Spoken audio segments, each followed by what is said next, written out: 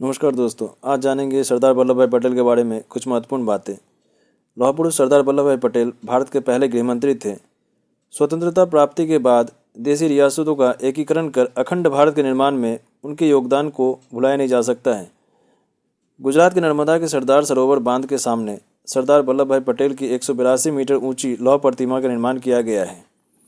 भारतीय राष्ट्रीय आंदोलन को वैचारिक एवं क्रियात्मक रूप में एक नई दिशा देने की वजह से सरदार पटेल ने राजनीतिक इतिहास में एक अत्यंत गौरवपूर्ण स्थान बनाया है।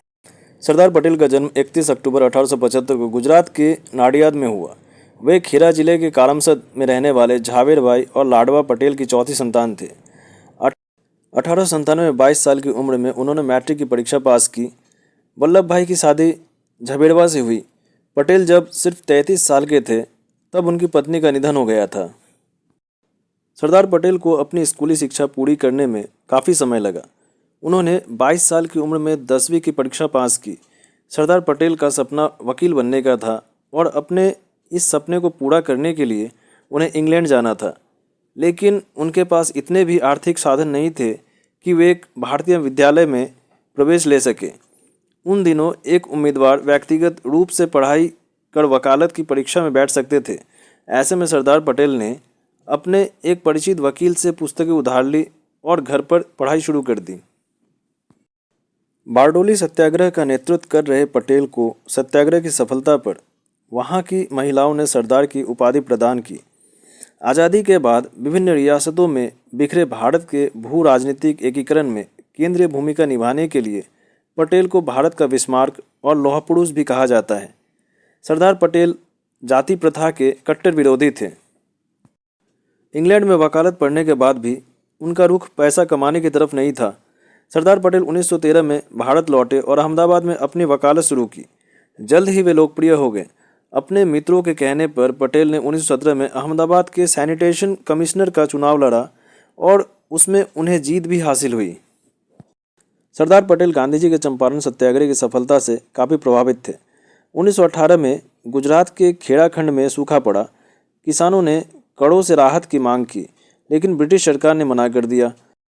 गांधी जी ने किसानों का मुद्दा उठाया, पर वो अपना पूरा समय खेड़ा में अर्पित नहीं कर सकते थे, इसलिए एक ऐसे व्यक्ति की तलाश कर रहे थे जो उनकी अनुपस्थिति में इस संघर्ष का अगुवाई कर सके। गृह मंत्री के रूप में उनकी पहली प्राथमिकता देशी रियासतों को भारत में मिलाना था। इस काम को उन्होंने बिना खून बहाए करके दिखाया। केवल हैदराबाद के ऑपरेशन पोलो के लिए उन्हें सेना भेजनी पड़ी। भारत के एकीकरण में उनके महान योगदान के लिए उन्हें भारत का लौह पुरुष के रूप में माना जाने लगा। सरदार पटेल की महानतम देन थी 562 छोटी बड़ी रियासतों का भारतीय संघ में विलीनीकरण करके भारतीय एकता का निर्माण करना। विश्व के इतिहास में एक भी व्यक्ति ऐसा नहीं हुआ जिसने इतनी बड़ी संख्या में राज्यों का एकीकरण करने का साहस किया हो। 5 जुलाई 1947 को एक रियासत विभाग की स्थापना की गई।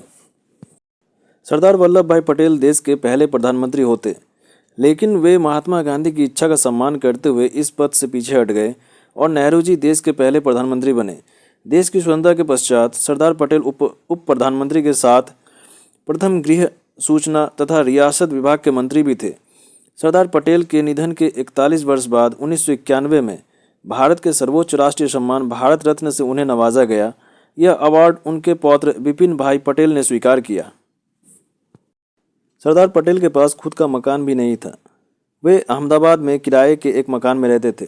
15 दिसंबर 1950 में मुंबई में जब उनका निधन हुआ तब उनके बैंक खाते में सिर्फ 260 रुपये मौजूद थे।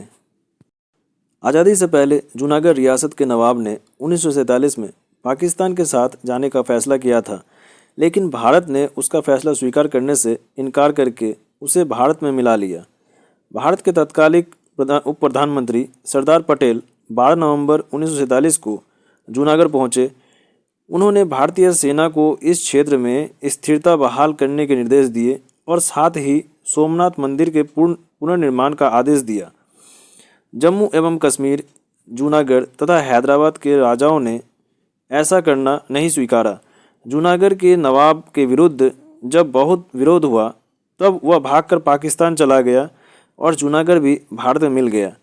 जब हैदराबाद के निज़ाम ने भारत में विलय का प्रस्ताव अस्वीकार कर दिया तो सरदार पटेल ने वहां सेना भेजकर निजाम का आत्मसमर्पण करा दिया, किंतु कश्मीर पर यथास्थिति रखते हुए इस मामले को अपने पास रखा।